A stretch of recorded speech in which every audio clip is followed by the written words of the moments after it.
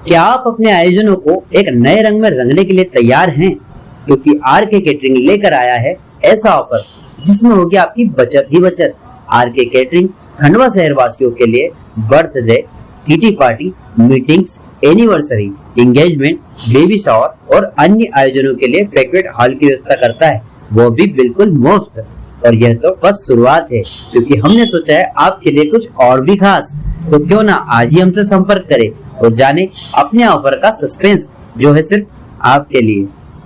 R K catering and events आपके हर आयोजन को यादगार बनाने के लिए आपका इवेंट साथी।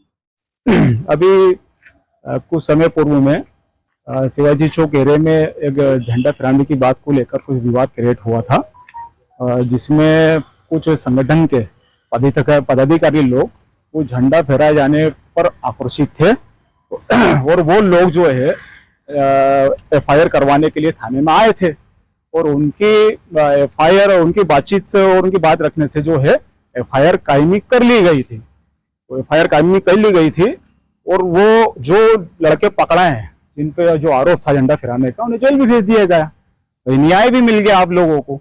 लेकिन उसके बाद फिर कुछ और जो संगठन वाले जो है बड़े बम पे एकत्रित हुए और उसका उन्होंने विरोध किया। तो विरोध करने का भी अपना एक तरीका होता है, एक शालीनता होती है। हम लोग भी यहाँ पर हमारा विरोध जाहिर करते आते हैं एसपी ऑफिस में कोई भी आवेदन को लेकर। हम हमारी बात को संवैधानिक तरीके से लगते हैं और हमारे जितने भी आज तक के ज्ञापन है उनको हम देख सकते हैं कि हमने किस तरीके से संवैधानिक तरीके से और शालीनता के साथ में हमारी बातों को रखा।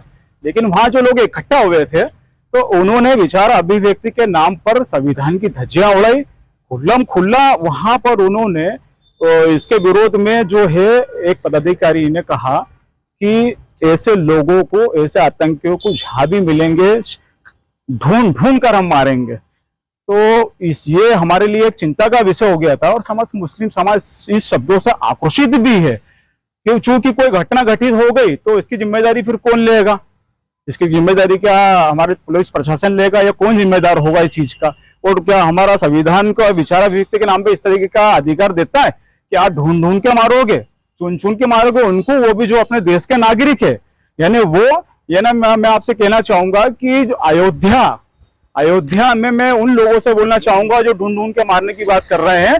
अयोध्या में कुबेर का टीला है एक स्थान का नाम, जो इमली का पेड़ है जो कुबेर का टीला बोला जाता है।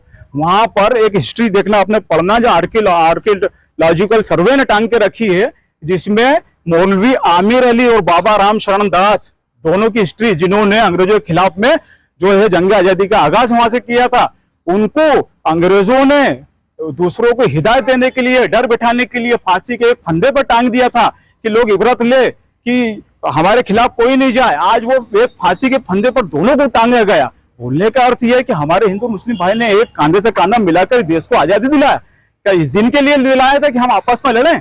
आप अपने ही देश के नागरिकों को बुरा बुरा बोले इस दिन के लिए? कतई नहीं कम, मैं उसके कंडेम करता हूं।